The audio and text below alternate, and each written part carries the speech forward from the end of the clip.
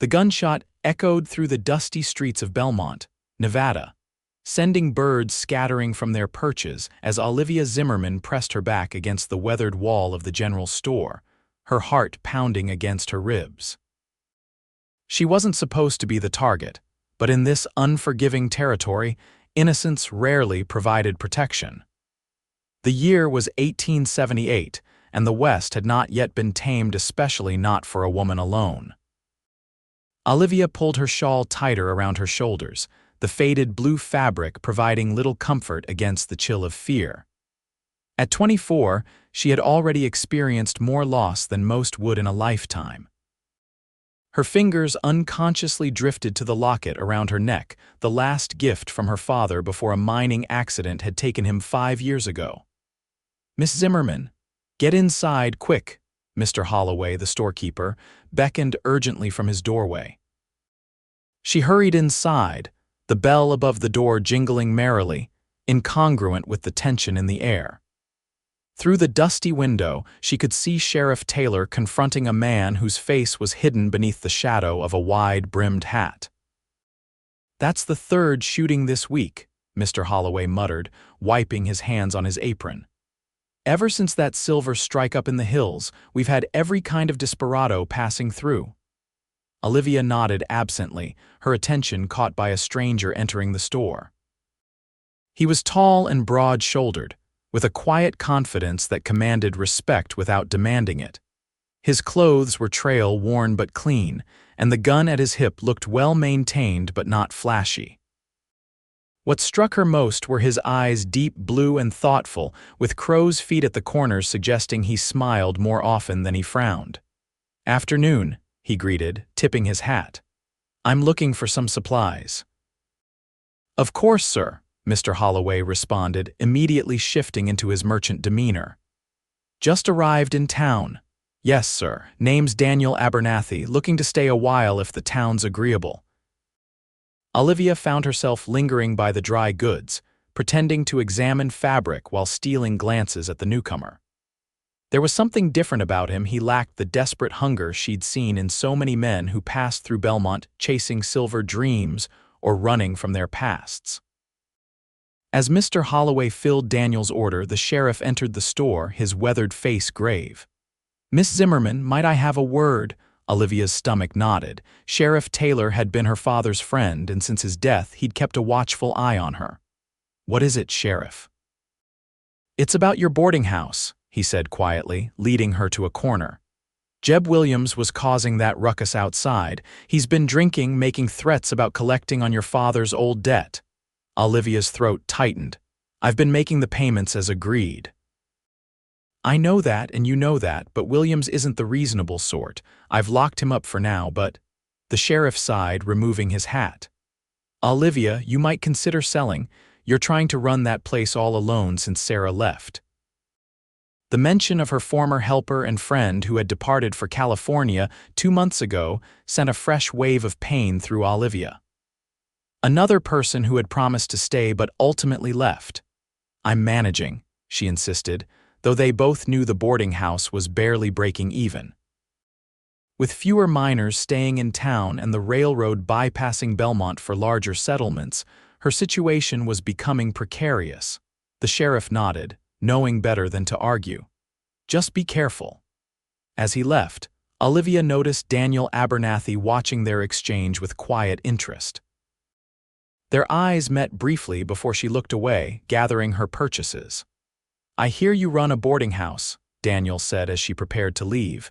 "I'm in need of a room." Mr. Holloway jumped in enthusiastically. "Miss Zimmerman runs the finest establishment in town. Clean rooms, decent meals, and fair prices." Olivia assessed the stranger, weighing her options. A reliable boarder would help with her finances, but she'd learned to be cautious about the men she allowed under her roof. "I have strict rules, Mr. Abernathy. No drinking, no fighting, no." "Entertaining company." A hint of a smile touched his lips. "Yes, madam. I'm just looking for a quiet place to sleep and maybe a decent meal now and then.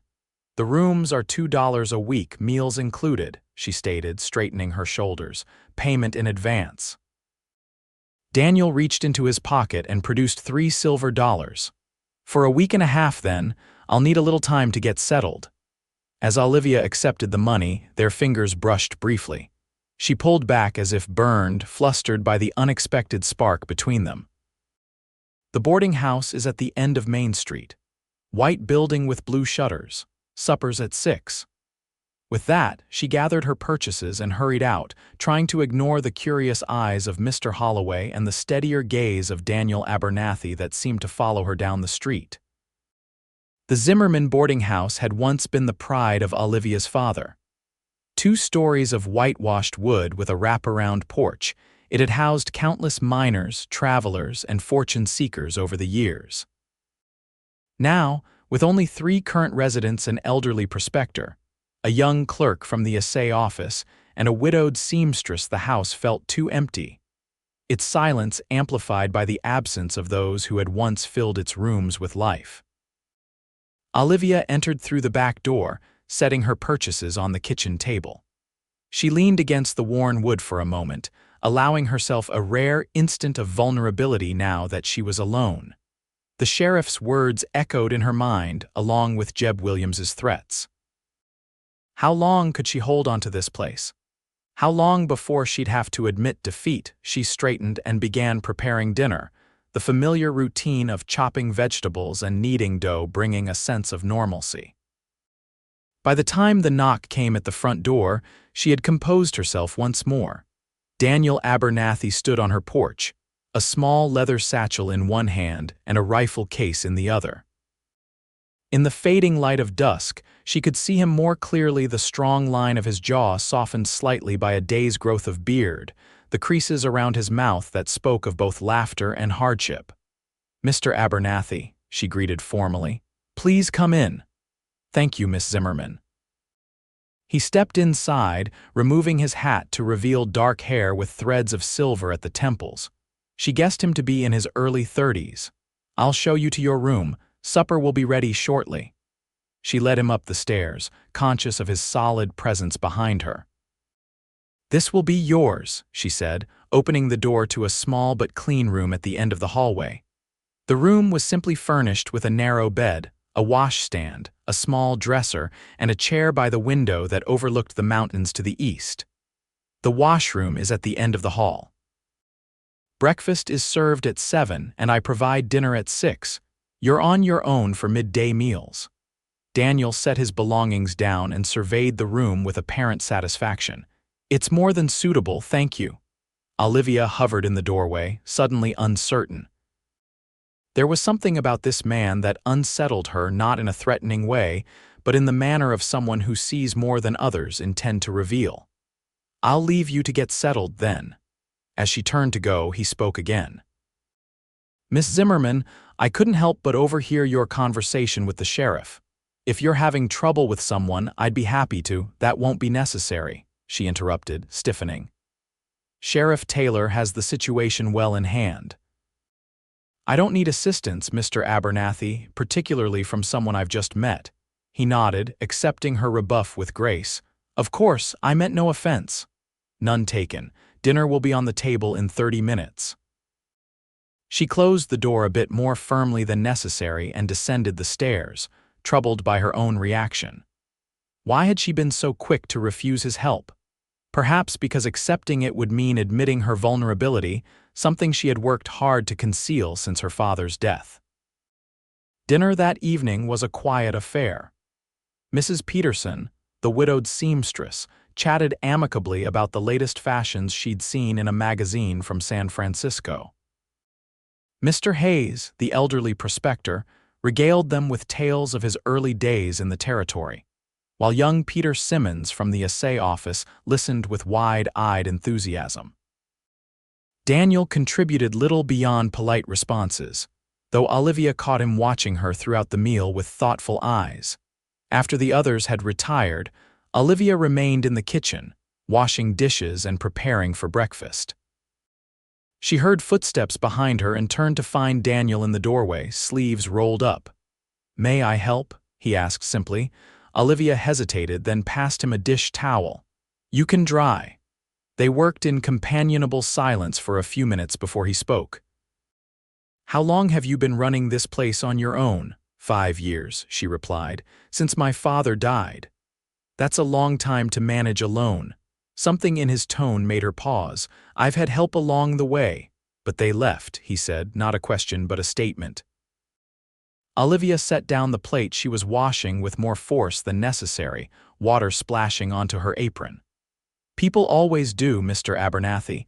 It's the nature of this place, people passing through, moving on to something better."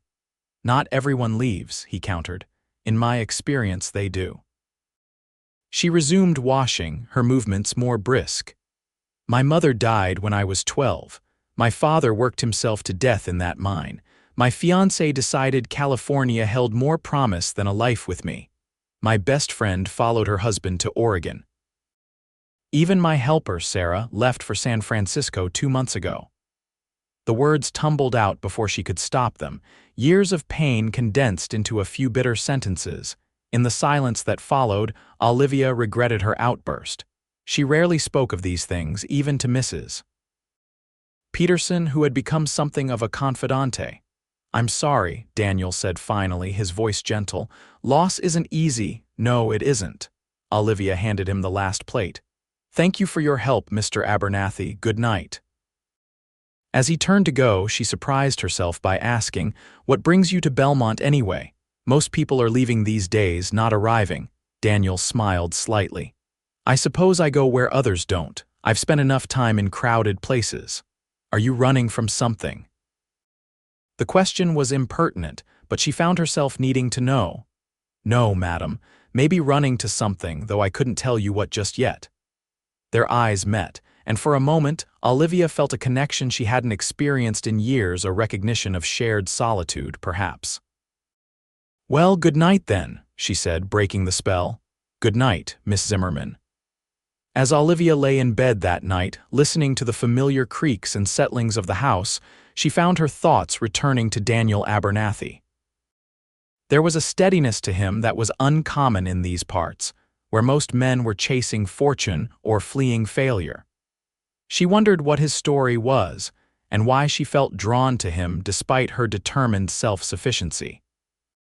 She fell asleep with the troubling awareness that she had revealed more of herself to this stranger in one evening than she had to anyone in years.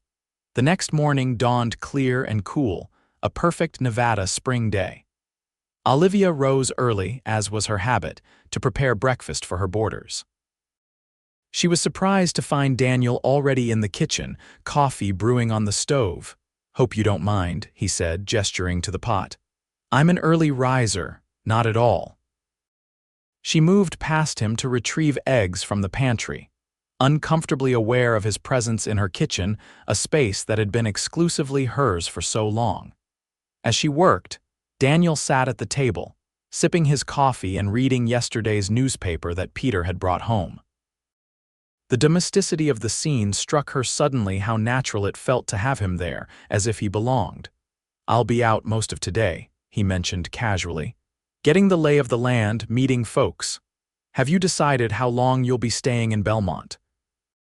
Olivia asked, trying to sound merely conversational. "That depends on a few things," he replied, his eyes meeting hers over the rim of his cup. "But I'm not in any hurry to move on." Before she could respond, footsteps on the stairs announced the arrival of her other boarders, and the moment passed. After breakfast, Olivia went about her daily chores, cleaning rooms, mending linens, and planning meals. Around midday, she walked to the general store to purchase supplies, her mind still preoccupied with thoughts of her newest boarder. "Afternoon, Miss Zimmerman," Mr. Holloway greeted her cheerfully. "How's that new boarder working out? Seems like a decent sort."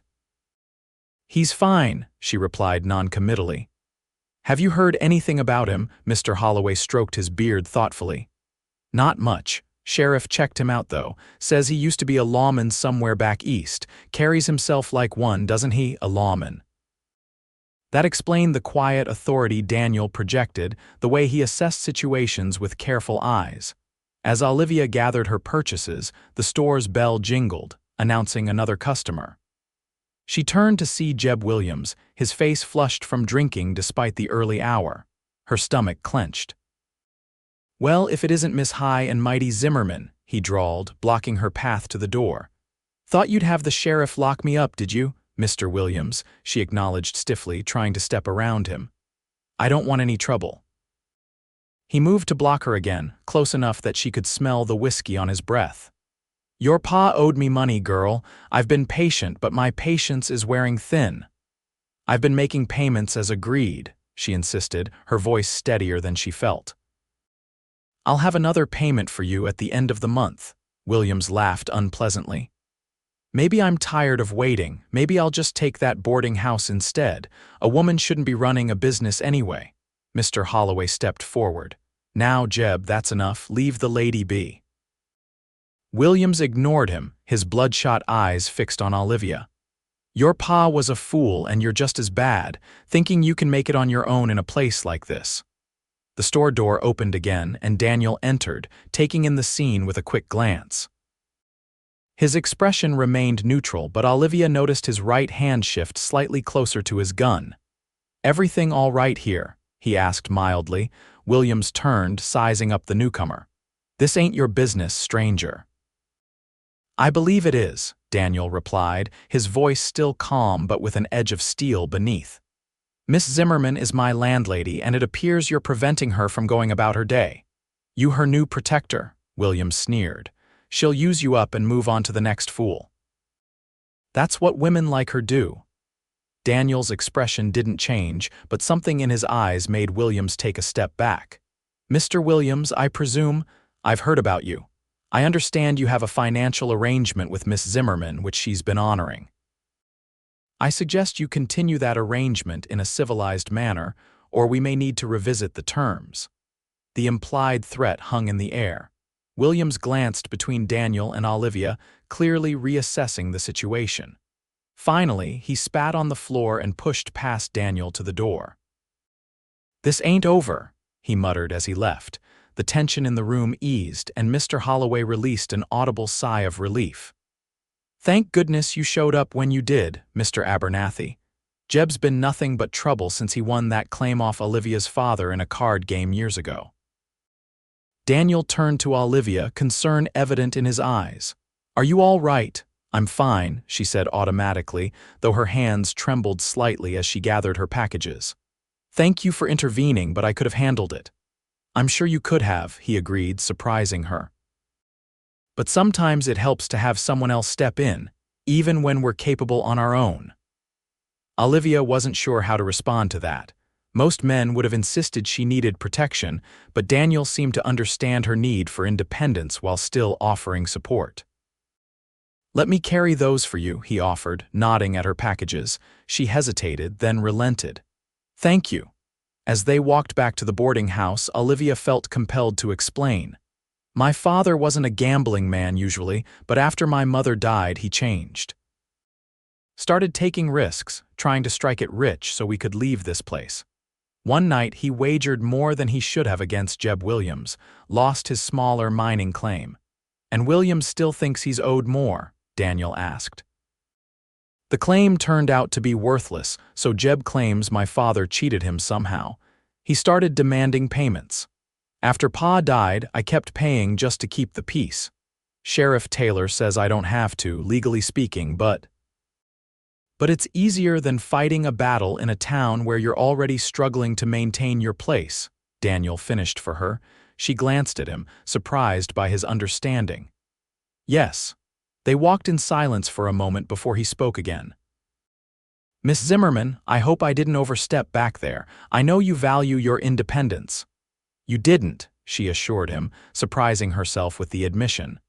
"Though I'm curious why you'd involve yourself in a stranger's troubles." Daniel considered this as they reached the boarding house steps. "I've spent most of my life upholding the law in one way or another. Old habits, I suppose," he paused. "And you're not exactly a stranger anymore, are you? You've given me a place to stay, cooked my meals. Where I come from, that means something." Olivia studied him, trying to reconcile this man with her experiences of others who had passed through her life. Most people would say you don't owe me anything beyond the rent you've paid. I'm not most people, he said simply, handing her packages back as they reached the porch. For the first time in days, Olivia felt herself smile, a genuine smile that reached her eyes. No, Mr. Abernathy, I don't believe you are. The next 2 weeks passed in a rhythm that grew increasingly comfortable. Daniel settled into life at the boarding house, joining the household routines with an ease that surprised Olivia. He fixed the loose railing on the back porch without being asked, helped Mrs. Peterson carry her heavy basket of laundry, and even taught young Peter how to properly defend himself after the clerk mentioned trouble with some rowdy minors at the saloon. Olivia found herself watching him when he wasn't looking the way his hands moved with precise competence, whether cleaning his gun or helping her wash dishes. How he listened intently when old Mr. Hayes rambled about his prospecting days, the quiet humor that occasionally surfaced in his conversations. She learned bits and pieces of his past, that he had been a sheriff in a small town in Missouri after the war, that he'd ridden with a federal marshal for several years tracking outlaws across the territories, that he had no family left except a cousin somewhere in Oregon.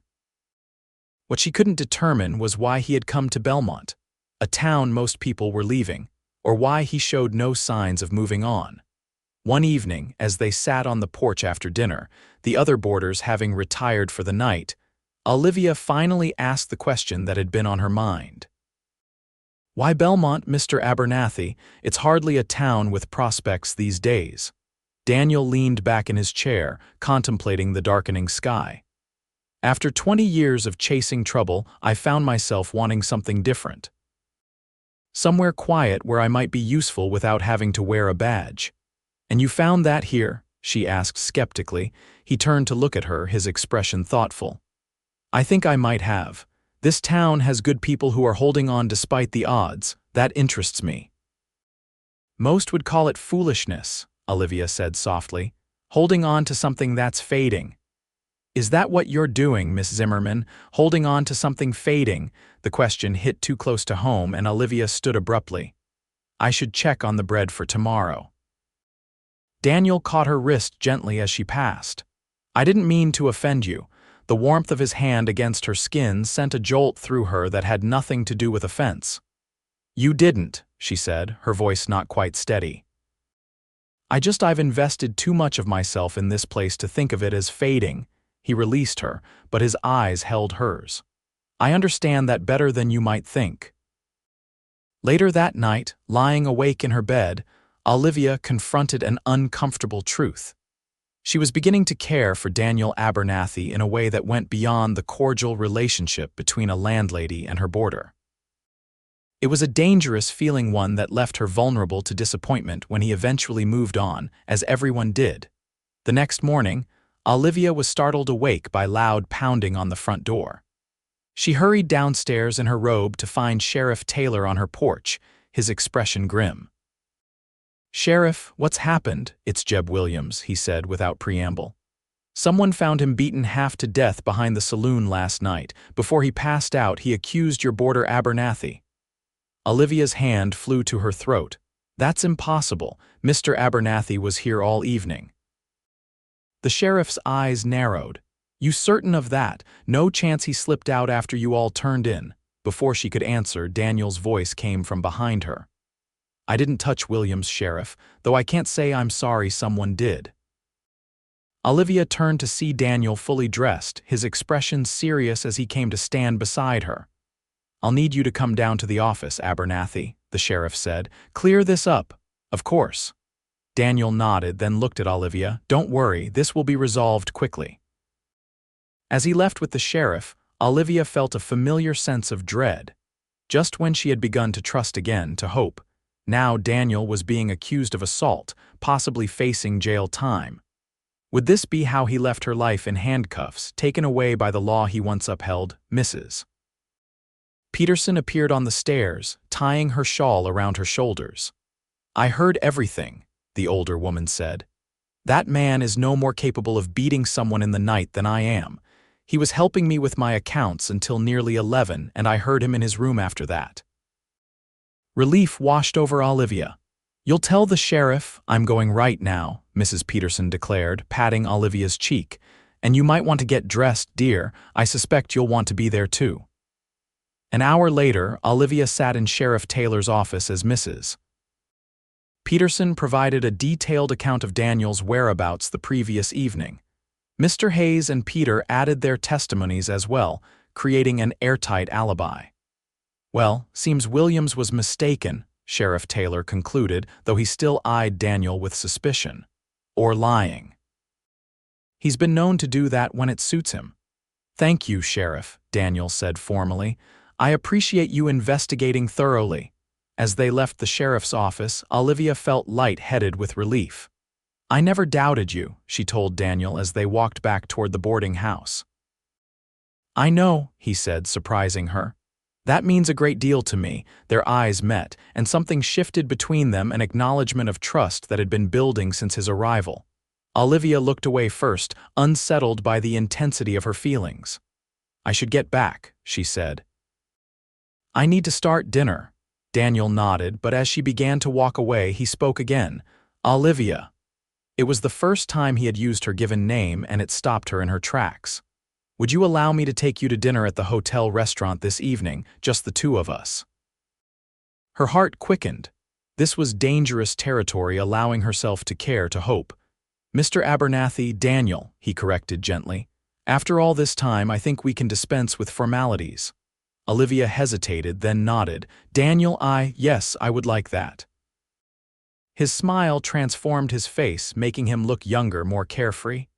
"I'll come for you at 7 then." As she walked home, Olivia tried to temper the hope blooming in her chest. It was just dinner, she told herself. It didn't mean he was staying. It didn't mean he wouldn't leave like all the others. But a stubborn voice in her heart whispered that perhaps, just perhaps, Daniel Abernathy was different. That evening, Olivia wore her best dress, a deep blue cotton with delicate lace at the collar and cuffs. She pinned her hair up more carefully than usual and even applied a touch of her rarely used rose water. When Daniel knocked on her door, his reaction made her efforts worthwhile. He stared for a moment, something akin to wonder in his eyes. "You look beautiful," he said simply. "Thank you." She felt a blush rise to her cheeks, unused to such direct compliments.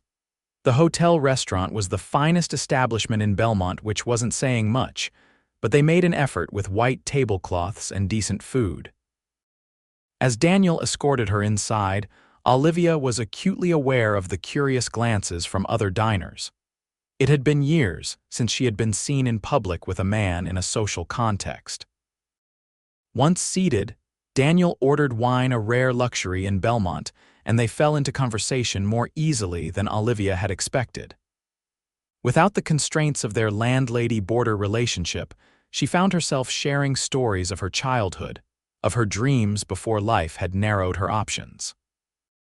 "I wanted to be a teacher," she admitted after her second glass of wine had loosened her tongue. "I even took some training in Carson City, but then my father died and there was the boarding house to run." "You could still teach," Daniel suggested. "The town needs a proper school from what I've observed." Olivia shook her head.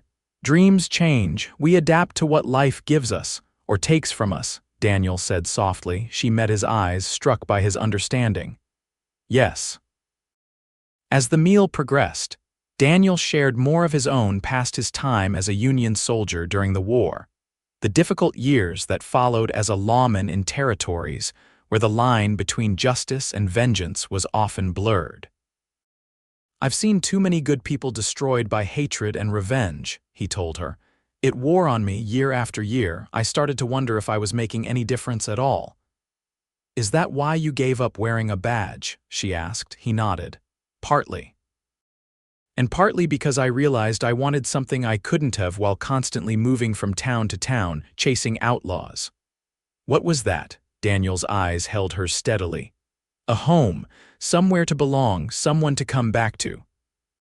The implications of his words hung between them, heavy with possibility. Olivia's heart raced. She had protected herself for so long by expecting everyone to leave that she barely knew how to process someone who might want to stay. "It's getting late," she said finally, breaking the moment. We should probably head back. Daniel nodded, though she thought she detected disappointment in his eyes. He paid for their meal and offered his arm as they stepped into the cool night air. They walked in comfortable silence, the streets of Belmont quiet except for muffled piano music drifting from the saloon. When they reached the boarding house, Daniel paused at the bottom of the porch steps. "Thank you for this evening," he said. "It's been a long time since I've enjoyed myself so much." "I had a lovely time as well," Olivia admitted. He took her hand, his thumb brushing lightly over her knuckles. The simple touch sent warmth spiraling through her. "Olivia, he began, then stopped, seeming to search for words. "I know you've had reason to doubt people's intentions, to expect them to leave. But I want you to know that a gunshot shattered the night, followed by a scream from the direction of the saloon." Daniel's posture changed instantly, the lawman in him resurfacing. "Stay here," he ordered, already moving toward the disturbance. "Daniel, wait," Olivia called, but he was already running toward the saloon, hand on his gun. Torn between following his instruction and her concern for his safety, Olivia hesitated only briefly before hurrying after him. By the time she reached the saloon, a crowd had gathered outside. She pushed her way through to see Daniel kneeling beside a man lying in the dirt, blood spreading across his shirt. "What happened?" she asked a bystander. "Gambling dispute," the man replied. "Jasper there accused Frank Miller of cheating. Miller shot him before anyone could react. Where's Miller now?" Ran off. "Sheriff's organizing a posse." Daniel was applying pressure to the wounded man's chest, his face grim. "We need to get him to the doctor," he was saying as Sheriff Taylor approached. "Doc's out at the Harrison place, their boys got the fever," someone called out. "Then we'll take him to my office until Doc can get back," the sheriff decided. "Abernathy, you know about bullet wounds?" Daniel nodded. "Enough to keep him alive until the doctor returns, if we're lucky." As they carefully lifted the injured man, Sheriff Taylor glanced at Olivia. "Miss Zimmerman, would you fetch some clean linens? We'll need bandages." "Of course," she agreed, hurrying back to the boarding house. When she returned to the sheriff's office with an armful of torn sheets, Daniel had already removed the man's shirt and was examining the wound. The bullet had entered just below the collarbone, missing the heart but causing significant bleeding. "Thank you," Daniel said as she handed him the makeshift bandages. His hands were steady as he worked, his focus absolute. This was a man accustomed to crisis, to making life and death decisions under pressure.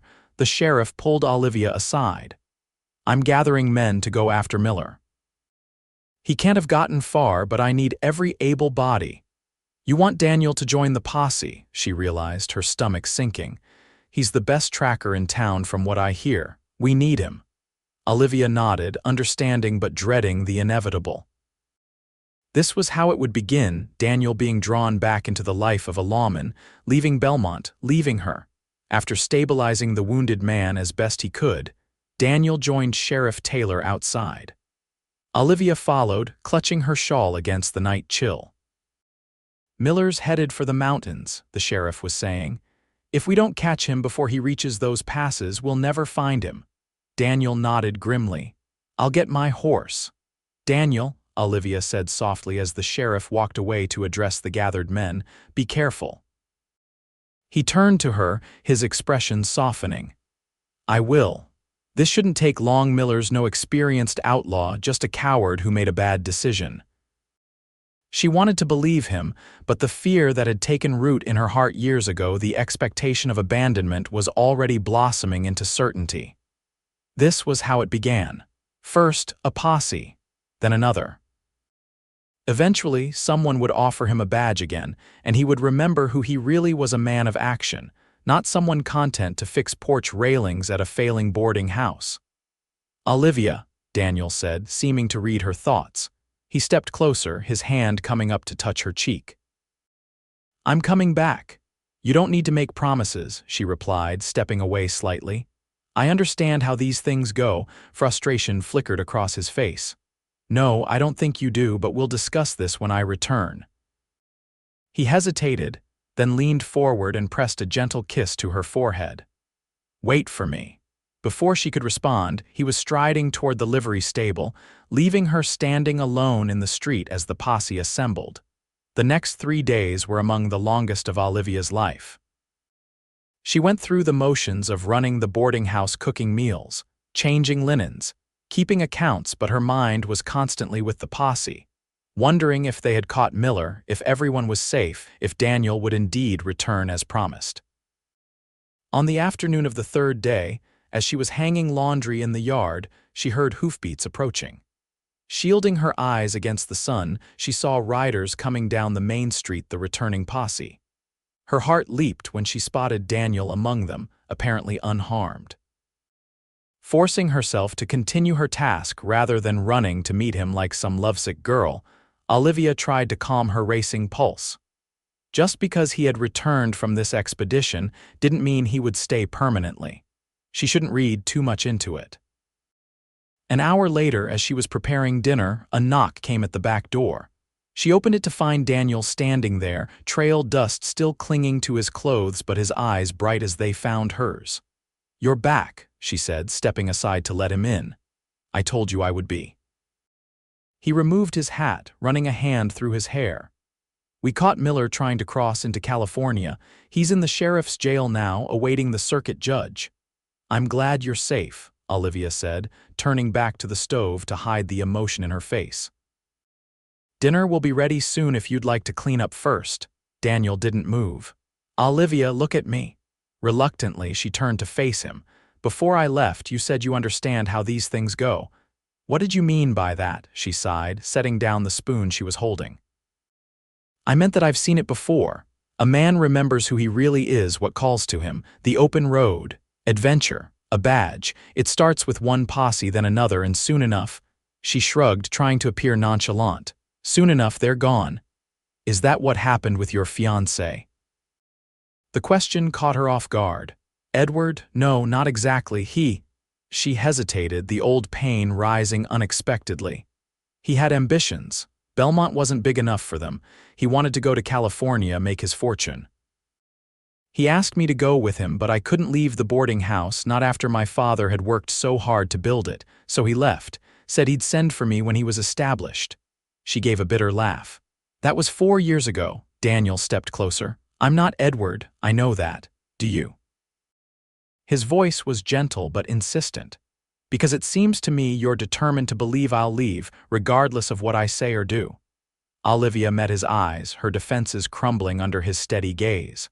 "Everyone leaves, Daniel. It's what people do. They find something better somewhere else." "Everyone leaves me," she whispered, the words barely audible. Daniel moved closer still until he was standing directly before her. Slowly, deliberately, he took her hands in his. "Watch me prove you wrong." The simple declaration, spoken with such conviction, broke something inside her, a wall she had built around her heart years ago, brick by brick, disappointment by disappointment. "How can you be so sure?" she asked, her voice unsteady. "You barely know me, you barely know Belmont." "I know enough," he replied. "I know that for the first time in years I feel at peace here. I know that when I'm with you, I don't feel the restlessness that's driven me all my life. I know that watching you care for this house, for your borders, for this town that's slowly dying, it makes me want to build something lasting, something real."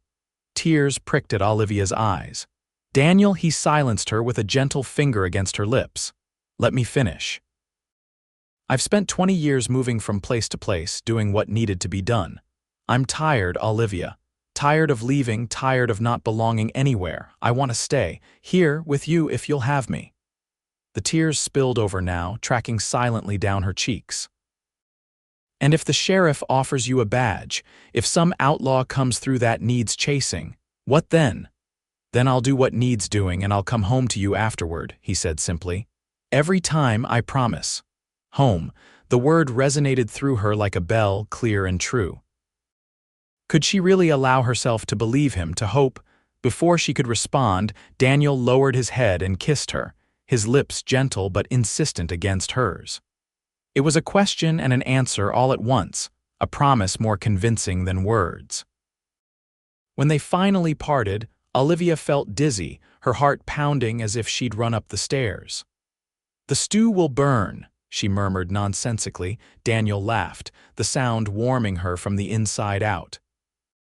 "Then we'd better turn down the heat," he said, reaching past her to move the pot from the hottest part of the stove. As their eyes met again, Olivia felt something she hadn't experienced in years, the fragile, terrifying bloom of hope. In the weeks that followed, Belmont experienced the wettest spring in memory. Rain pounded the dusty streets into mud, swelled the creek beyond its banks, and kept most residents indoors. For Olivia, however, the rain brought an unexpected gift: time with Daniel without the distractions of town business or the prying eyes of neighbors. They spent evenings by the fire, talking late into the night after the other boarders had retired. He told her about his childhood in Missouri, his difficult relationship with his father, his time in the war.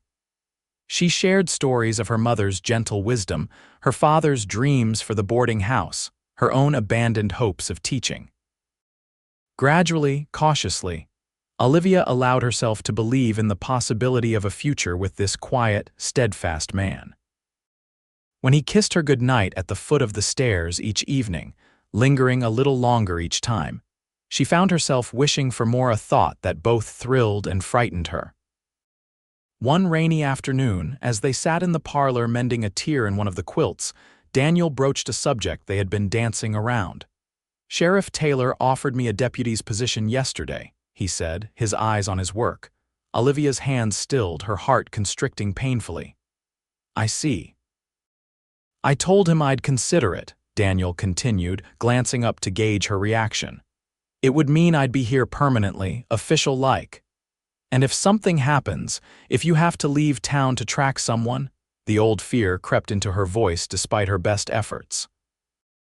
Daniel set aside his mending and took her hands. "Olivia, there's something you need to understand. Being a lawman isn't what defines me. It's just work I'm good at, work that needs doing. But it's not who I am, not anymore." He paused, his thumbs tracing circles on her palms. "Who I am is a man who wants to build a life here with you." The simple declaration stole her breath. "Daniel, I love you, Olivia," he said quietly. "I think I started falling in love with you that first day in the general store when you stood so straight and proud despite your troubles. I'm not asking for an answer right now, but I want you to know where I stand." Tears welled in her eyes, not from sadness but from a bewildering mix of joy and lingering fear. "I'm afraid," she admitted. "Afraid to believe this can be real, I know." He brought her hands to his lips, kissing her knuckles gently. "And I'll spend as long as it takes proving it to you. I'm not going anywhere." Later that night, as Olivia prepared for bed, she found herself staring at her reflection in the small mirror above her dresser. The woman who looked back at her seemed different somehow, her eyes brighter, her features softer. Was this what hope looked like, she wondered? What love did to a person? Because she did love Daniel, she realized with sudden clarity. Had been falling in love with him since he first stood in her kitchen, asking to help with the dishes. The question was whether she had the courage to accept that love, to risk her heart after guarding it for so long. The next morning, Olivia woke to sunshine streaming through her window, the first clear day in nearly 3 weeks. As she dressed, she made a decision. It was time to stop living in fear of abandonment, time to embrace the possibility that Daniel was exactly who he claimed to be, a man who would stay. When she descended to the kitchen, she found a note propped against the coffee pot in Daniel's neat handwriting. "Gone to help Sheriff Taylor with repairs at the jail. Back for dinner. Yours, D. Yours." The simple word made her smile. With renewed energy, Olivia tackled her chores, humming as she worked. By mid-morning, she had baked bread, changed all the linens, and was considering walking into town when a knock came at the front door. Wiping her hands on her apron, she opened it to find Jeb Williams standing on her porch, his face still showing fading bruises from the beating he'd received weeks earlier. "Mr. Williams," she said, instantly wary. "What can I do for you? May I come in?" He asked, his usual belligerence tempered by something that looked almost like embarrassment. Reluctantly, Olivia stepped back to admit him, leaving the door pointedly open. "I was just about to go into town, so I don't have much time," Williams nodded, fidgeting with his hat. "I won't keep you long, I wanted to apologize." Of all the things she might have expected him to say, an apology was the last. "Apologize for my behavior, for harassing you about your father's debt." He cleared his throat uncomfortably. "The truth is, your father didn't owe me anything. That claim was fair and square. I just got greedy when I found out it was worthless." Olivia stared at him, stunned. "Why are you telling me this now?" Williams shifted his weight, not meeting her eyes. "Almost dying gives a man perspective, I suppose," and he hesitated. "And your man, Abernathy, he came to see me yesterday." "Daniel came to see you." This was news to Olivia. "Said he wanted to clear the air. Told me he wasn't the one who beat me, and I believe him, but that he understood why someone might have wanted to." Williams managed a rueful smile. "Said if I had any genuine claim against you, we could work it out like civilized folks, but if I was just trying to intimidate a woman on her own, I'd have him to deal with." He shook his head. "He's a persuasive man, your Abernathy." "He's not my Abernathy," Olivia said automatically, though the words felt false even as she spoke them. "Well, whatever he is to you," he made his point. "I won't be troubling you anymore, Miss Zimmerman." And here, he reached into his pocket and pulled out a folded document. "This is the deed to that claim I won from your father. It's worthless, like I said, but it rightfully belongs to your family." Stunned, Olivia accepted the paper. "I don't know what to say." "Nothing to say," Williams replied, moving toward the door. "Just making things right while I still can." "Good day to you, Miss Zimmerman." After he left, Olivia stood in the parlor, the deed clutched in her hand, trying to process what had just occurred. Daniel had confronted Williams on her behalf, not with violence but with words, with reason. He had resolved a problem that had plagued her for years, and he'd done it quietly, without even telling her. In that moment, something shifted in Olivia's heart. The last resistance to believing in Daniel, in his promises, crumbled away. He had proven himself not just in words but in actions, consistently, day after day. That evening, when Daniel returned from town, Olivia met him at the door, Williams's deed in her hand. "Jeb Williams came to see me today," she said without preamble. Daniel raised an eyebrow, hanging his hat on the rack by the door. "Did he now?" He apologized. "Gave me this." She held up the document. "Said you had a talk with him." "Ah," Daniel looked slightly uncomfortable. "I hope you don't mind." "I thought it was time someone had a straightforward conversation with the man." "Mind?" Olivia shook her head, stepping closer to him. "Daniel, do you have any idea what this means? I've been making payments to that man for 5 years, terrified he might try to take the boarding house if I stopped." "He had no legal right to demand anything from you," Daniel said, his voice hardening slightly. "I just helped him see the error of his ways. Without violence," she noted, "words can be more effective than fists in the right circumstances." He studied her face. "You're not angry that I interfered?" In answer, Olivia rose on her tiptoes and kissed him, not the careful, restrained kisses they had shared before, but a kiss full of gratitude, relief, and something deeper, more profound. When they finally parted, both breathless, Daniel's eyes were questioning. "Olivia, I love you," she said simply. "I think I have for a while now, but I was too afraid to admit it, even to myself." Joy spread across his face, transforming it. "Say it again," she laughed, feeling lighter than she had in years. "I love you, Daniel Abernathy. And I believe you when you say you'll stay." He pulled her close, his arms strong around her. "I will never give you reason to doubt that, Olivia. Never." Later that evening, after a dinner where they couldn't stop smiling at each other, much to the confusion of the other boarders, Daniel asked Olivia to walk with him in the garden behind the house. The night was clear, stars scattered across the velvet sky, the air fragrant with the scent of spring flowers.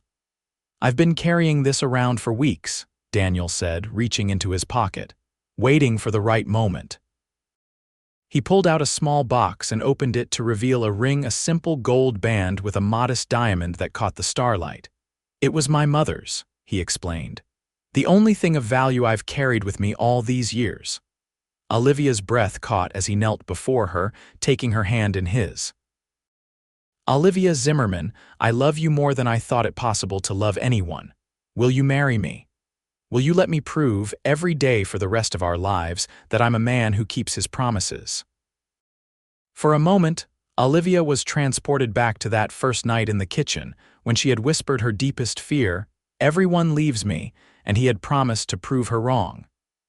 He had kept that promise steadily, consistently, in ways both large and small. "Yes," she said, her voice clear and certain. "Yes, I will marry you."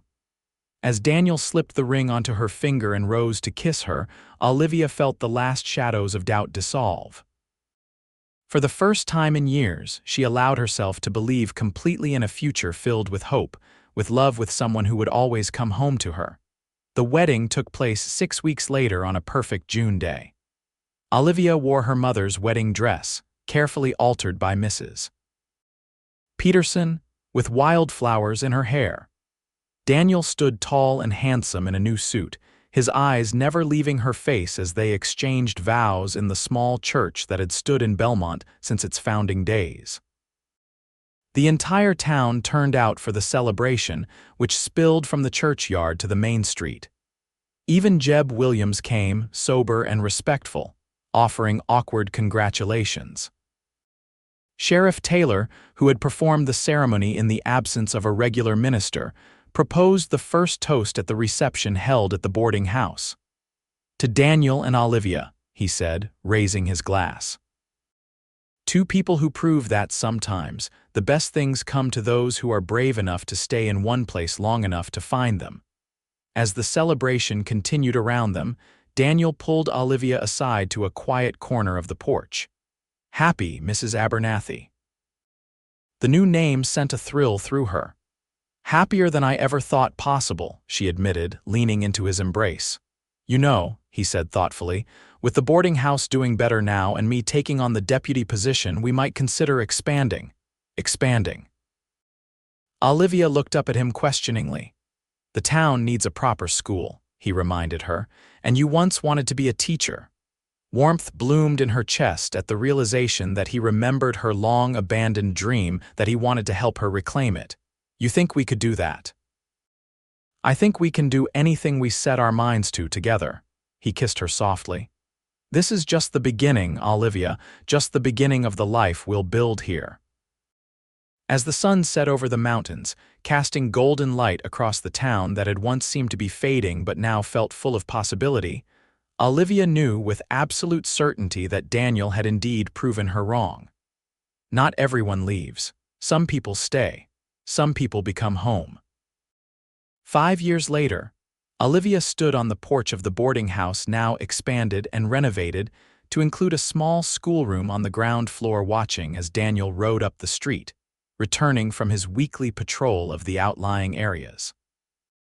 At 39, he was still as handsome as the day she'd first met him, perhaps more so, with the confidence of a man who knew exactly where he belonged.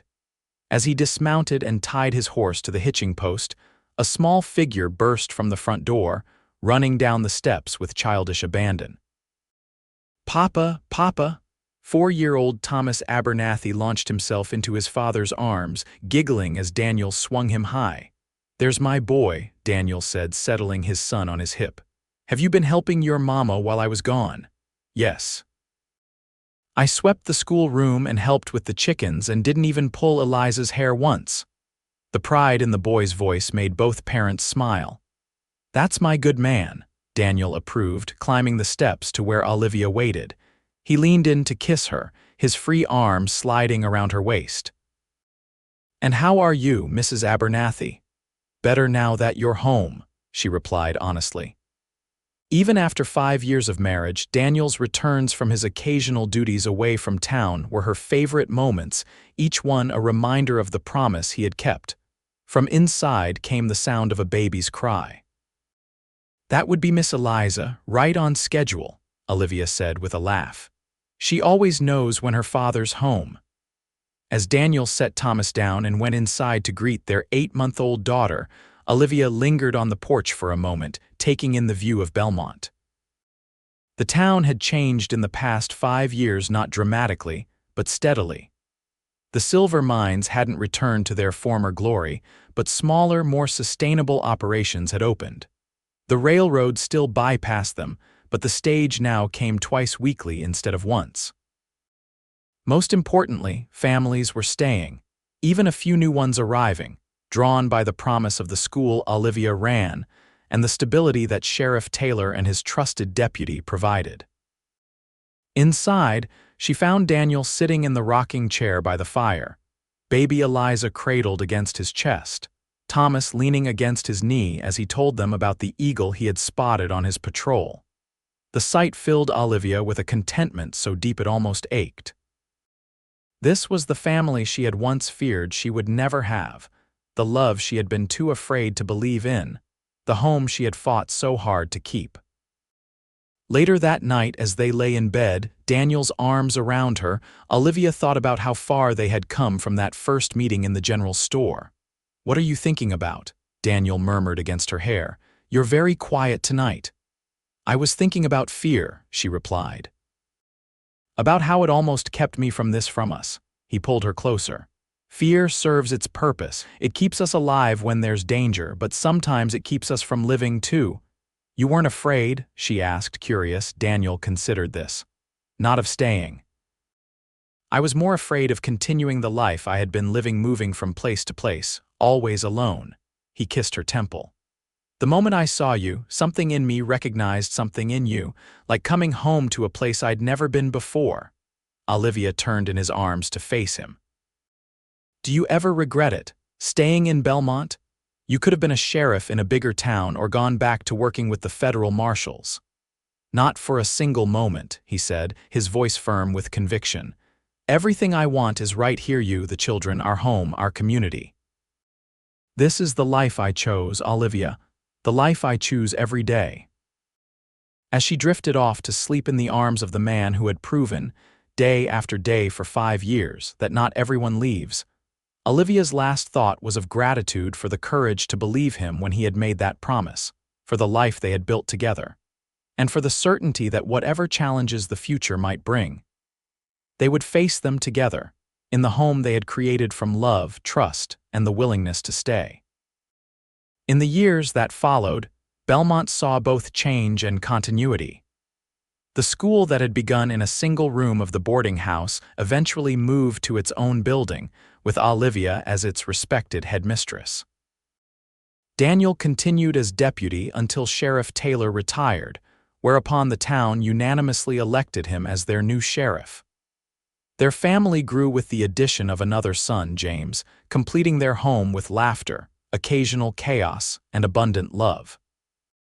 There were hard times, a drought that tested the community's resilience, a fire that nearly claimed the eastern part of town, illnesses that reminded everyone of their mortality. Through it all, Daniel and Olivia faced each challenge together, their bond strengthening with each obstacle overcome. On their 20th anniversary, as they sat on the porch of the home that had once been just a boarding house, but had evolved into the heart of their family life, Daniel presented Olivia with a locket to replace the one from her father that had finally worn out. "Open it," he urged, watching her face. Inside, she found a small piece of paper, carefully folded. Unfolding it, she recognized his handwriting, though the ink had faded somewhat with time. "Watch me prove you wrong."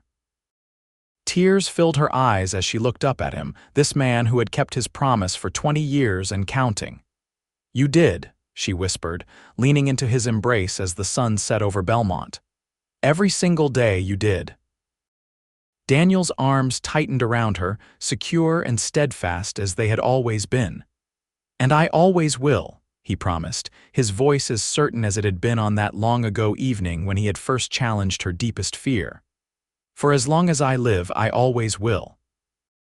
As the stars emerged above them, and the lights of their town twinkled in the gathering dusk, Olivia knew with absolute certainty that some promises were meant to be kept, some people were meant to stay, and some loves were meant to last a lifetime, proving wrong the fears that would have kept them apart.